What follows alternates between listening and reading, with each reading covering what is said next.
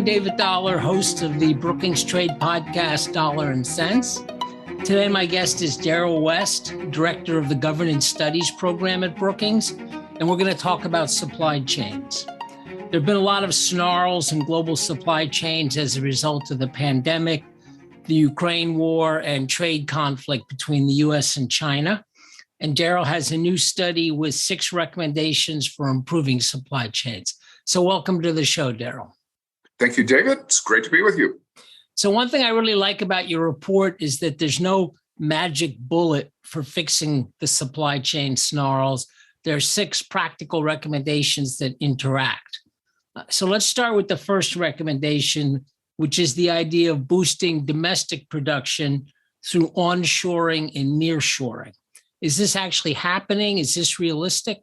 It's happening to some extent. I mean, what a lot of companies undertook before the pandemic was what we call just-in-time manufacturing, where basically they would have very short supply chains, order the products they needed when they needed them, count on them to be available for the manufacturing process, and then basically not invest a lot of money in storage.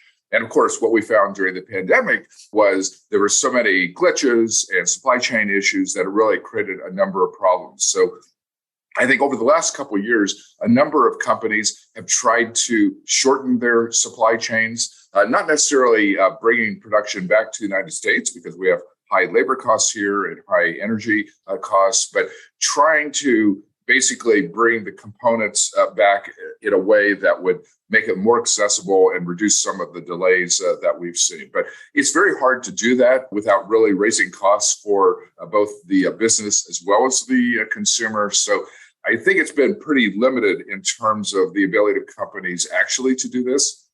I mean, the whole point of outsourcing supplies and moving things to countries around the world was to take advantage of the low cost there. And so that dynamic still is in play. And so therefore, it is hard for companies to bring production back to the United States. I think there are going to be some specific areas where we see this kind of actual reshoring to the U.S. You know, Congress is debating a law that would basically provide $52 billion in subsidies for semiconductor production.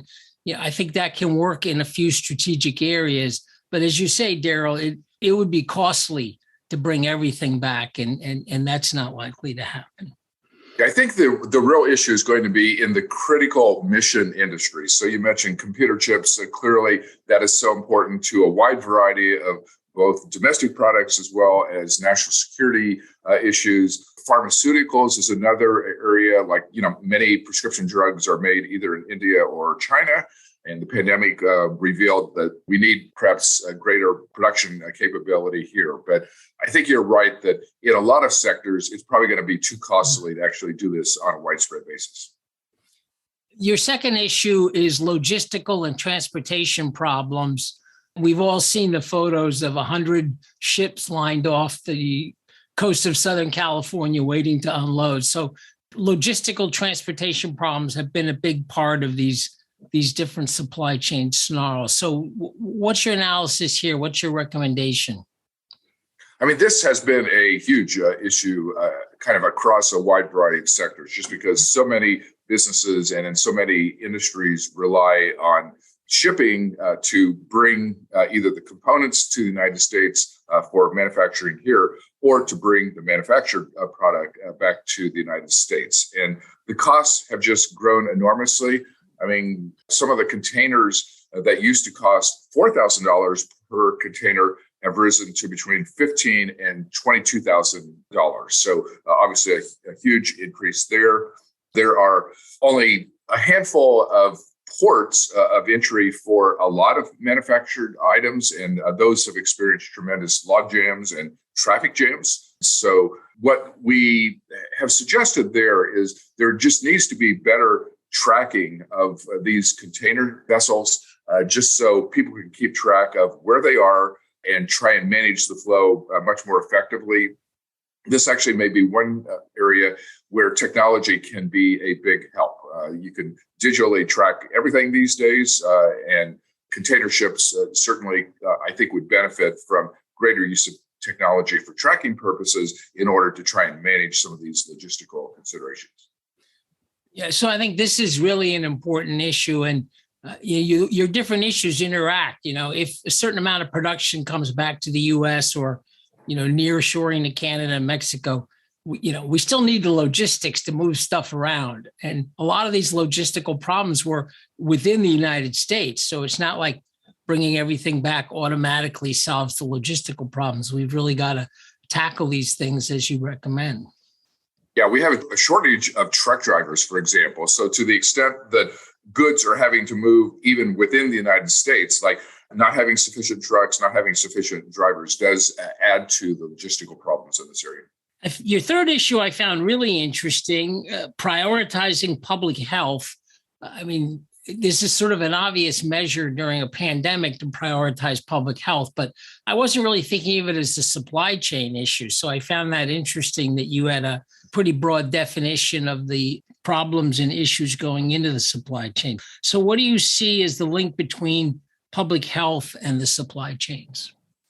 I mean, the link that we see there is just the problems a lot of businesses had when their workers started to get sick. Like the pandemic just was very disruptive, both on manufacturing and distribution, just because businesses could not count on their typical workforce to show up every day. And sometimes there were surprises of kind of needing people and not having them, and basically not having any notice that someone had gotten sick and therefore was not going to show up. So in talking to various businesses, I found that the pandemic was incredibly disruptive, especially from a public health standpoint, which is the reason we included it in the paper. It just disrupted manufacturing, distribution, coming up with the components that are needed in the process. And then, of course, the pandemic completely kind of altered both supply and demand. So, for example, we found consumer demand came back faster than a lot of businesses had anticipated. And so, therefore, some of the supply chain issue came about because they didn't have the supplies necessary to meet the expanded consumer demand that we saw. Like we clearly saw that in the airline industry, where demand for travel kind of surged back this summer. The airline companies didn't have the pilots, didn't have people in the right places. And then we've had delays and cancellations on a widespread scale. So it's kind of illustrates how health, which you would think would not be related to supply chain issues, actually can end up having consequences for the supply chain problems. Yeah, I might just say on a personal note, my family got back to finally doing a little bit of travel to see each other. And we had one family member traveling whose luggage didn't arrive. That's pretty common. But then they couldn't find it. So he spent the whole vacation without any of his luggage. And finally, a month later, it was delivered to his home back in the United States. So pretty extraordinary glitches in the production chain. Your fourth issue is, again, it struck me as not an obvious supply chain issue, but big issue for the United States is labor shortages. So I'd like to hear how you see that affecting supply chains, and maybe we could go a little bit into more detail about what can we do to address some of these labor issues in the United States.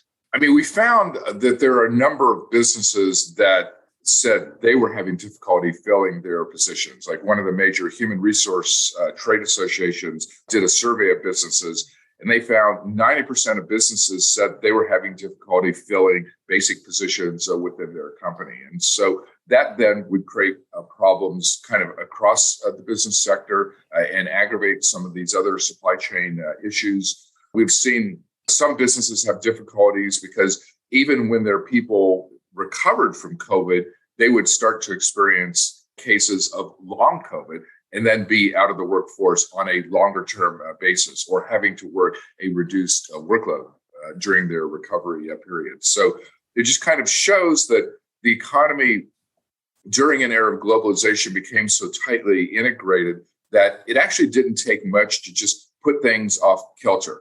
And the pandemic just exposed so many problems, the health issue, the worker shortage issue, kind of changes in consumer demand the businesses were not able to fulfill. And all of these things ended up interacting in very complicated ways. And on the solution side, what all that suggests is there's such a multi-layered dimension to supply chain issues. It's not like there's a single silver bullet that voila, we can do this and the supply chain problems are going to go away. It's like all these things are interlinked. Like if you cannot get the components that you need at the time that you need them, if you have worker shortages, if there are public health disruptions, like all of this is just incredibly disruptive to the marketplace and the ability of businesses to produce the goods that they need.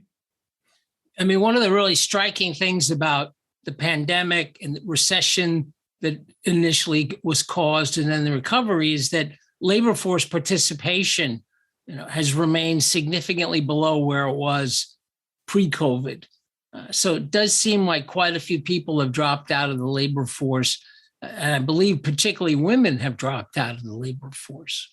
Yeah, absolutely. And certainly I know many women who have reported on childcare problems that they have experienced. And of course, the pandemic was very disruptive in terms of daycare facilities, public schools, and other educational institutions. And so people have not come back into the workforce to the degree that I think many people expected, just because of, people had these logistical challenges in their own lives that then made it difficult for them to come back to jobs. Yeah. And if, people are happy with that, then that's fine. I always like to remind everyone the main point of economics is human happiness, not necessarily to maximize production or GDP. But I suspect there are probably a lot of people, women in particular, who are frustrated, that they can't get the childcare support that they need or other support that they need. And they would actually prefer to be working full time or maybe part time if they could get that kind of support. So I think of it very much in terms of giving people choices that enable them to make their lives better. Yeah, no, that definitely makes complete sense and is very consistent with the things we talked about in our paper. The fifth issue you bring up is anti-competitive practices. And I think this is something that often flies under the radar screen in the United States. There's been a lot of consolidation in many, many different industries, a lot of argument among experts about, whether the concentration is so acute that it really starts creating anti-competitive situations, or some economists think all you need are 2 or 3 firms in an industry to generate competition. So it's definitely an area of controversy, but one where I would say the dominant thinking has been in support of more consolidation, more mergers, et cetera. But apparently that also contributed to some of the supply chain problems. Is that right? I mean, the thing that I worry about is you're right that there has been a lot of consolidation in a variety of different sectors. And we are in a situation where in particular areas, there may be 2, 3, or 4 firms that are the dominant providers. And the risk there is just abusive market practices that then create problems either in terms of production, manufacturing, or distribution. So, for example, in the freight area, that concentration in that industry has led companies to jack up prices in an unfair manner. So there's been a concern about that. Of course, there was the well-publicized case recently of baby formula issues, where there were apparently 4 large providers in the United States there. One of them basically got shut down for health and safety violations, and then that created shortages there that complicated the lives of families all across the country. In the energy area, a number of members of Congress have openly accused oil producers of taking advantage of the situation and increasing prices there. So in the paper, we wanted to highlight some of these issues just in terms of market competition and the potential for anti-competitive practices that could aggravate some of the supply chain issues that we've seen in a variety of areas. I would just add that the baby formula situation, which you described, that's a good example of a very concentrated industry in the U.S. Plus, I believe we've got restrictions on imports. And for many products, free trade is the best competitive medicine, essentially. Anti-monopoly policy is to allow imports. And obviously for something like baby formula, we want to be careful. But we've got some, first-class partners out there in Europe and a few other locations, that have reliable health and safety inspections. And if you don't have imports from those countries, then it's just a little bit harder to really have a competitive market. Yeah, that's a great point. And in fact, when the administration was trying to deal with the baby formula issue, that was actually one of the remedies that they put into practice. Because as you point out, there were limits on the importation of baby formula from a number of other countries. So one of the first things the administration did was to relax some of those limitations with countries where they trusted the baby formula, and then use that to try and address the limited supply issue. Your sixth recommendation strikes me as the most difficult one, which is to mitigate some of the geopolitical tension and risks that we're experiencing. And obviously there are quite a few different ones. At the moment, the Ukraine war is front and center, and our conflict with Russia over that. But I think most analysts consider the relationship with China to be the big challenge for the long term, because China, with that vast population, they don't have to be that successful to catch up with the United States in overall economic size, perhaps surpass the United States in overall economic size. And of course, we have lots of issues and differences around China. So let's spend a little time going into this one. How does this affect the supply chains? And then what are some of the realistic things that you would recommend to do to mitigate the geopolitical tension? Well, the world definitely seems a lot more complicated now than even 5 or 10 years ago. And it just shows how supply chain issues are not merely just an economic issue where economic factors can create these types of complications, but politics, especially on a global scale, interferes with distribution, manufacturing, production, and the ability to get key components. So, for example, in the computer chip area, we know that I believe it's more than 80% of the computer chips, and especially at the high end, come from either Taiwan or South Korea. And both of those places, the politics are much more complicated because we know China wants Taiwan and expects at some point for that to become part of mainland China. Some of the South Korea computer factories are 30 minutes from North Korea. And so you can just see that in part as a result of the Ukraine war, but in part because of the increasing complexities of the relationships with a number of different countries, that the relationship between the US and Russia, the China relationship, even India, where the United States has a friendly relationship, India has not kind of participated in the sanctions against Russia. And so since so many products are made in Asian countries, the extent to which the world has gotten more complicated in terms of American relations with India, China, South Korea, Japan, and so on, as well as there are complications bilaterally between various of those countries themselves, independently of the United States. Kind of the old model of American businesses just kind of sending the production abroad to these countries and then expecting to be able to get the goods back whenever they needed it. Well, it's a lot more complicated now. So with China, we had the tariff war, and so large tariffs imposed on products made in China as a result of the Ukraine war. There are sanctions on Russia, and then that creates problems in terms of countries that do business with Russia, and then the ability of American firms to kind of keep the supply chains that they had in place.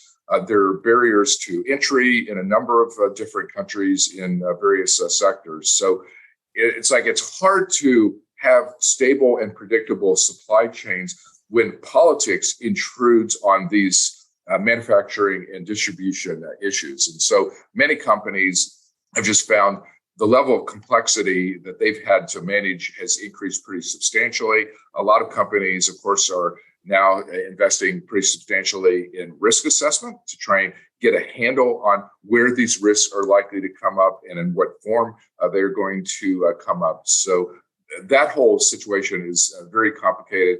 It has obvious relevance for supply chain issues, but it becomes hard to resolve because it's not really a technical issue, an economic issue, or even a logistical issue. It is a raw political issue. Obviously, there's been at least some decoupling between China and the U.S. as a result of the situation that you just described very nicely. Can I ask you a very speculative question? Do you think that decoupling that's occurred so far, is that the beginning of a trend that could accelerate and really lead to a bipolar world? I mean, obviously it could, but then there are other voices saying, well, we have to find a way, to coexist with China, wall off certain parts of our economy to protect ourselves, but otherwise have trade and investment. So where do you see yourself on that spectrum, particularly in terms of what do you think is actually likely to happen? I mean, I think it's going to be hard to decouple from China in the short run because, it takes years to build factories. Like in the computer chip area, people have told me it takes 7 or 8 years to really build at least a high-end chip manufacturing facility. And so even though there is interest and likely to be big public investment on the part of the United States to bring that capacity back to the United States, it could be 2030 before we actually have those factories up and running. And you can kind of multiply that times a lot of different sectors. Like most Apple products are still made in China. The factories are there. Many of the components either originate there or from other countries around the world. It's really hard to recreate that in the United States, and it's also likely to be very expensive. Now, if the national defense or national security situation continues to deteriorate, at least in key component areas, the United States may not have a choice other than to try and either bring those facilities back to the United States or at least bring them to friendly countries where we know we can count on them. But I think in the short run, it is going to be hard to decouple just because it took years to create these production facilities and to develop these supply chains. They're not easily moved on a short-term basis. I think that's a really important point, Darrell. And an added complication is that China is participating in this big regional trade agreement now, the Regional Comprehensive Economic Partnership, and it's mostly our allies. It's Japan, South Korea, Australia, Singapore. Those are some of the big economies. Those are essentially allies of the U.S., but you've also got Indonesia, Vietnam. These are, countries that we see to some extent helping create some leverage against China. So now they're all together in this trade agreement that's eliminating tariffs on parts and components in order to have value chains really firmly situated in the Asia-Pacific region. So it's not just a matter of decoupling from China. We've got basically allies and important Asian economies other than China that are all deeply integrated. And you'd mentioned Taiwan. Taiwan's not in that agreement, but it's actually deeply integrated with all of those other economies.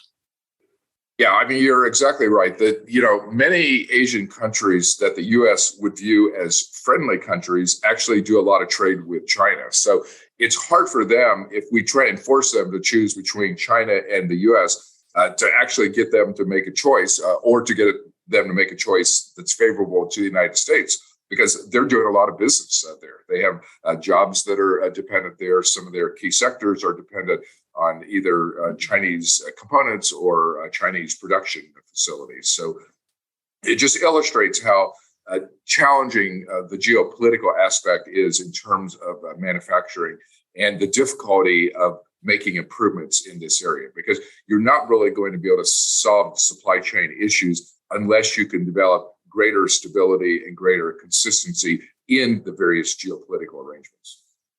I'm David Dollar, and I've been talking to my colleague, Darrell West, who's the Director of Governance Studies at Brookings and the author of a new report on 6 ways to improve global supply chains, which is available on the Brookings website.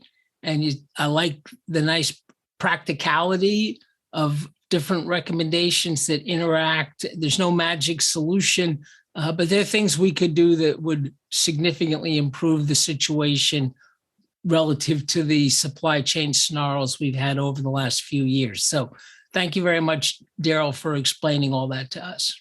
Thank you very much, David. Thank you all for listening. We release new episodes in dollar and cents every other week. So if you haven't already, follow us wherever you get your podcasts and stay tuned. It's made possible by support from producer Fred Dews, audio engineer Colin Cruikshank, and other Brookings colleagues. If you have questions about the show or episode suggestions, you can email us at podcasts@brookings.edu. Dollar and Cents is part of the Brookings Podcast Network. Find more Brookings podcasts on our website, brookings.edu/podcasts, and follow us on Twitter @PolicyPodcasts. Until next time, I'm David Dollar, and this has been Dollar and Cents.